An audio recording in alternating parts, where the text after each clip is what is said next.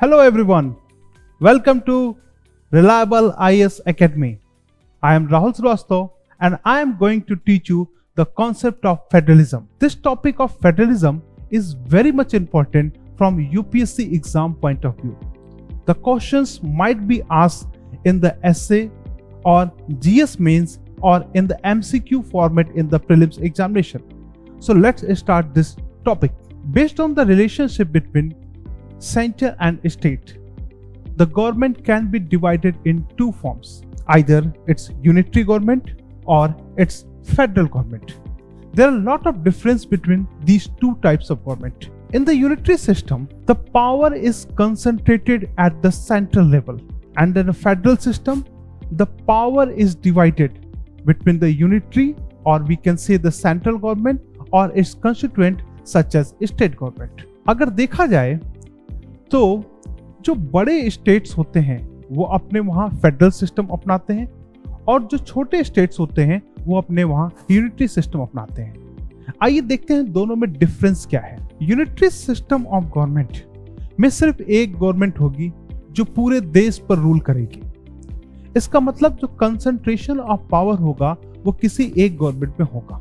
इसके कुछ अपने फायदे हैं, कुछ अपने नुकसान हैं। इसके फायदा अगर हम देखें तो यूनिटरी गवर्नमेंट में जो कॉन्फ्लिक्ट होगा वो स्टेट गवर्नमेंट और सेंट्रल गवर्नमेंट के बीच में बहुत कम होगा। इसका दूसरा फायदा ये होगा कि बहुत एफिशिएंट होगा, क्योंकि अगर किसी सिस्टम में एक ही गवर्नमेंट होगी तो डिसीजन मेकिंग काफी फास्ट हो जाएगा और स्टेट के साथ कोई कॉन्फ्लिक्ट भी नहीं रहेगा। साथ ही साथ अगर किसी सिस्टम में यूनिटरी फॉर्म ऑफ गवर्नमेंट है या सिंगल लेयर ऑफ गवर्नमेंट है तो सेकेंड लेयर ऑफ गवर्नमेंट की कोई जरूरत नहीं होगी, और इसकी वजह से ये इकोनॉमिकल भी बहुत होगा, यानी कि सिस्टम में जो एडमिनिस्ट्रेटिव कॉस्ट है वो बहुत कम हो जाएगी। लेकिन अगर इस सिस्टम के कुछ फायदे हैं तो कुछ नुकसान भी होंगे, डीमेरिट्स भी होंगे। इसके क्या डीमेरिट्स हो सकते हैं? पहला, आप देख रहे हैं कि जो सारी की सारी पावर है यूनिटरी फॉर्म ऑफ गवर्नमेंट में वो एक सेंट्रल अथॉरिटी में वेस्ट है।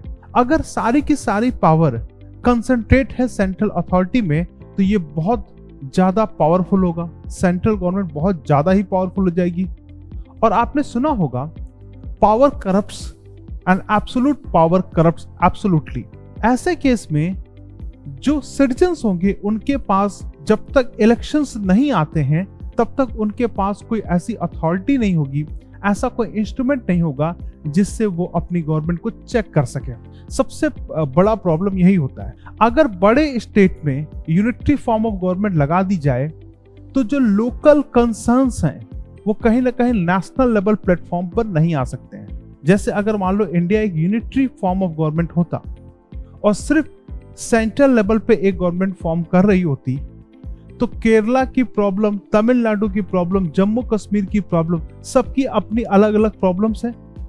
ये प्रॉब्लम कहीं सेंट्रल लेवल पे आके एकोमोडेट नहीं हो पाती, इनको वो वॉइस नहीं मिल पाता जो उनकी स्टेट गवर्नमेंट रखती है। Local concerns national level platform पर नहीं पहुंच पाते, इसलिए यूनिटरी गवर्नमेंट में बहुत सारे नुकसान भी देखे गए हैं। अगर एग्जाम्पल्स की बात की जाए यूनिटरी गवर्नमेंट कौन कौन से देश अपनाते हैं तो most of the small countries अपने वहां यूनिटरी गवर्नमेंट पैटर्न को फॉलो करते हैं। अगर एग्जाम्पल में देखा जाए तो सबसे बड़ा एग्जाम्पल आपको यूनाइटेड किंगडम देखने को मिलता है जहां पे यूनिटरी फॉर्म ऑफ गवर्नमेंट होती है। इसके अलावा जहां भी कम्युनिस्ट रूल आप देखेंगे वहां भी आप पाएंगे कि कहीं ना कहीं वहां पे यूनिटरी फॉर्म ऑफ गवर्नमेंट को अपनाया गया है। For example China, for example Russia. एक बात और इसमें नोट करने वाली है कि जहां भी यूनिटरी फॉर्म ऑफ गवर्नमेंट होगा वहां ऐसा बिल्कुल नहीं है कि वहां पे सब डिविजन्स नहीं होंगे, वहां भी सब डिविजन्स होंगे। सब यूनिट्स में उस पूरे एरिया को डिवाइड किया जा सकता है, लेकिन ध्यान देने वाली बात यह होगी कि ये जो डिवीजन होगा वो सिर्फ एडमिनिस्ट्रेटिव कन्वीनियंस के लिए किया जाएगा, इसका कोई कॉन्स्टिट्यूशनल स्टेटस नहीं होगा। फॉर एग्जाम्पल अगर रशिया एक यूनिटरी गवर्नमेंट है तो उसके जो डिविजन्स हैं वो सिर्फ एडमिनिस्ट्रेटिव कन्वीनियंस के लिए किए गए हैं, उनका अपना कोई कॉन्स्टिट्यूशनल स्टेटस नहीं है। सेंट्रल गवर्नमेंट जब चाहे तब इन यूनिट्स को खत्म कर सकती है, इनके एरियाज को बढ़ा सकती है, इनके एरियाज को घटा सकती है। तो इस तरह से आपने समझा कि एक यूनिटरी फॉर्म ऑफ गवर्नमेंट क्या होती है। Next we will discuss the federal form of government. अगर आप फेडरल फॉर्म ऑफ गवर्नमेंट की बात करते हो तो यहाँ पर पावर सेंट्रल और स्टेट गवर्नमेंट्स के बीच में डिवाइड होती है। मोस्ट ऑफ द टाइम जो constitution itself divides the power between the central and the state governments। ज्यादातर जो बड़े देश होते हैं वहां पर फेडरल पॉलिटिक्स या फेडरल फॉर्म ऑफ गवर्नमेंट को अपनाया जाता है, जिससे कि वहां की जो डाइवर्सिटी है उसको इजिली एकोमोडेट किया जा सके। इंडिया की बात करें तो इंडिया ने फेडरल फॉर्म ऑफ गवर्नमेंट को अपनाया है। यूएसए की बात करें तो यूएसए ने भी फेडरल फॉर्म ऑफ गवर्नमेंट को ही अपनाया है। आप देखते हैं ये दोनों देश काफी बड़े देश हैं एरिया वाइज, और इनके अंदर बहुत सारी डाइवर्सिटी भी पाई जाती है। ये डाइवर्सिटी तभी एकोमोडेट होगी जब नेशनल इंटरेस्ट के लिए हम एक अलग government which is called central government बनाएंगे, और लोकल इंटरेस्ट स्टेट लेवल पे इंटरेस्ट को ध्यान रखते हुए हम स्टेट लेवल गवर्नमेंट बनाएंगे। और आज के टाइम में इंडिया एक स्टेप आगे जा चुका है। हम 2 टियर ऑफ गवर्नमेंट से आगे बढ़कर 3 टियर ऑफ गवर्नमेंट को अपना चुके हैं। 1 मोर लेयर इज पंचायत और म्युनिसिपैलिटीज, जो आज हम इस लेक्चर में नहीं बात कर रहे हैं, हम किसी और लेक्चर में इस पे बात करेंगे। आते हैं फिर से अपने टॉपिक फेडरलिज्म पे। तो अगर कोई देश अपने पावर को सेंट्रल और स्टेट गवर्नमेंट्स के बीच में डिवाइड करके रखा है तो इसको हम कहेंगे कि that state is following federal politics और फेडरलिज्म। आपके एनसीईआरटी में 2 तरह के फेडरेशन को मेंशन किया गया है, एक कमिंग टुगेदर फेडरेशन, दूसरा होल्डिंग टुगेदर फेडरेशन। चूंकि ये एनसीईआरटी में मेंशन है इसलिए इसको पढ़ना जरूरी है, इसको समझना जरूरी है। कमिंग टुगेदर फेडरेशन का क्या मतलब होता है?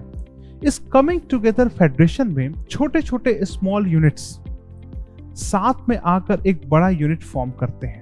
इसका सबसे अच्छा एग्जांपल आपको यूनाइटेड स्टेट ऑफ अमेरिका में देखने को मिलेगा। अगर छोटे यूनिट्स साथ में आकर एक बड़ा यूनिट फॉर्म करते हैं तो आप समझ सकते हो कि वहां पे जो स्टेट गवर्नमेंट्स की पावर होगी वो सेंट्रल गवर्नमेंट के लगभग बराबर होगी। इनका इंटीग्रेशन के पीछे जो ऑब्जेक्टिव होता है वो होता है नेशनल सिक्योरिटी। सबको सिक्योरिटी प्रोवाइड करने के लिए छोटे यूनिट्स बड़े यूनिट्स का निर्माण करते हैं, इसको बनाते हैं। लेकिन इस तरह के फेडरेशन में स्टेट गवर्नमेंट्स अपने पास ज्यादा पावर रखती है और अपनी पावर को सेंट्रल लेवल पे कम ट्रांसफर करती है। आप अगर इसका एग्जांपल देखेंगे तो यूनाइटेड स्टेट ऑफ अमेरिका है, जहां पर स्टेट गवर्नमेंट्स के अपने सिटीजनशिप है, उनके अपने कॉन्स्टिट्यूशन है, उनके अपने फ्लैग्स हैं। अगर यूएसए के किसी स्टेट की बात किया जाए तो वहां भी कॉन्स्टिट्यूशनल हेड वहां का गवर्नर होता है, और हमारे वहां भी स्टेट गवर्नमेंट में आप देखोगे जो constitutional head of the state होता है वो गवर्नर होता है। प्रोविंसेस लेवल पे मैं बात कर रहा हूँ कि प्रोविंसेस का हेड जैसे इंडिया में गवर्नर होता है, उसी तरह यूएसए में भी वहां के प्रोविंसेस का हेड गवर्नर होता है। लेकिन हमारे वहां के गवर्नर और वहां के गवर्नर में, यूएस के गवर्नर में बहुत डिफरेंस होता है, क्योंकि यूएसए के अंदर जो गवर्नर्स होते हैं वो पीपल के द्वारा डायरेक्टली इलेक्ट होकर आते हैं, जबकि हमारे वहां स्टेट्स में जो गवर्नर्स होते हैं वो प्रेसिडेंट के द्वारा अपॉइंट होते हैं upon the recommendation of the council of ministers.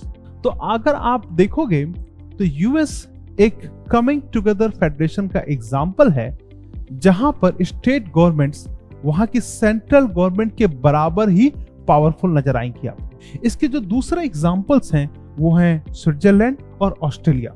इसका जो दूसरा मॉडल है वो है holding together federation. Holding together federation, इस तरह के फेडरेशन में एक बड़ा यूनिट अपने आप को एडमिनिस्ट्रेटिव कन्वीनियंस के लिए छोटे छोटे सब यूनिट्स या प्रोविंसेस में डिवाइड कर सकता है। अगर इस तरह का मॉडल जहां पे एक बड़े यूनिट को छोटे यूनिट्स में डिवाइड किया जा रहा है किसी देश के द्वारा अपनाया जाता है तो we can say that country और that nation is following holding together model of federation. इस तरह के फेडरेशन की स्पेशलिटी यह होती है कि यहाँ पर सेंट्रल बहुत ज्यादा पावरफुल होता है और स्टेट सेंटर के मुकाबले बहुत कम पावर रखती है। अगर इंडिया की बात की जाए तो इंडिया एक holding together type of federation है।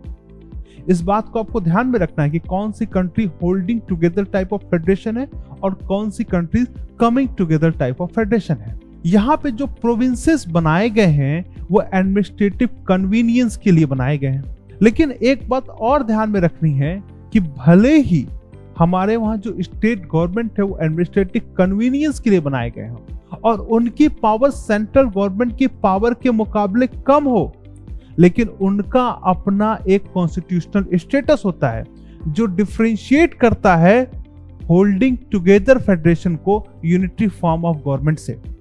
क्योंकि मैंने आपको बताया कि यूनिटरी फॉर्म ऑफ गवर्नमेंट में भी सब डिवीजन हो सकता है, लेकिन उनका कोई कॉन्स्टिट्यूशनल स्टेटस नहीं होता है। लेकिन holding together type of federation में हो सकता है सब यूनिट्स के पास पावर कम हो, लेकिन उनका अपना एक कॉन्स्टिट्यूशनल स्टेटस होता है। वहां पे जो चीफ मिनिस्टर्स होते हैं वो पीपल्स के द्वारा डायरेक्टली इलेक्ट किए जाते हैं, राइट। इसके जो दूसरे मॉडल्स आप देखेंगे तो आप पाएंगे कि होल्डिंग टुगेदर में सेंट्रल गवर्नमेंट क्या है, बहुत पावरफुल है compare to the states. Unequal powers यहां पर आपको देखने को मिलेगा। अब इस लेक्चर में हम थोड़ी और बातें करेंगे। अगर आप इस मैप को देख रहे हैं तो इसमें जो भी रेड कलर्स पे मेंशन किए गए हैं वो फेडरल सिस्टम को फॉलो करने वाले देश हैं। For example Canada, USA, Brazil, Russia, India and Australia, south Africa. ये फोटो मैंने एनसीईआरटी से ली है, तो आप एनसीईआरटी जिसमें फेडरलिज्म को मेंशन किया है डेमोक्रेटिक पॉलिटिक्स की बुक्स एनसीईआरटी में, इसको आप फर्दर स्टडी के लिए रेफर कर सकते हैं। Now we will see what are the features of Indian federalism. तो इसमें आप देखेंगे कि हमारे वहां ड्यूअल गवर्नमेंट का कॉन्सेप्ट है। ड्यूअल गवर्नमेंट क्या होती है कि हमारे वहां एक सेंट्रल गवर्नमेंट भी है और स्टेट के अंदर भी गवर्नमेंट है। तो ये बताता है कि हमारे वहां एक federal model of government establish की गई है। दूसरी तरफ देखेंगे कि हमारे वहां रिटन कॉन्स्टिट्यूशन है। रिटन कॉन्स्टिट्यूशन है और इसके 7th शेड्यूल में ये मेंशन किया गया है कि कौन कौन सी पावर सेंट्रल गवर्नमेंट के पास होंगी और कौन कौन सी पावर स्टेट गवर्नमेंट के पास होंगी। और इसमें जो डिवीजन ऑफ पावर है उसको एक कॉन्स्टिट्यूशनल स्टेटस मिला हुआ है।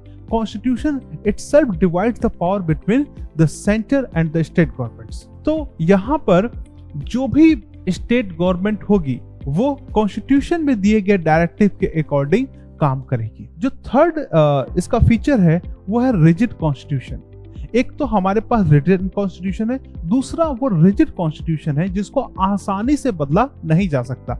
अगर आपको कॉन्स्टिट्यूशन में चेंज करने की जरूरत है, कॉन्स्टिट्यूशन में कुछ चेंज करना चाहते हैं, तो आप देखेंगे कि इसके लिए स्पेशल मेजॉरिटी की जरूरत होगी और कुछ केसों में प्रेसिडेंट के प्रायर रिकमेंडेशन की भी जरूरत पड़ती है। जो नेक्स्ट मॉडल है सुप्रीमेसी ऑफ द कॉन्स्टिट्यूशन। अगर सेंटर और स्टेट के बीच में कुछ कॉन्फ्लिक्ट होता है तो कॉन्स्टिट्यूशन सुप्रीम माना जाएगा।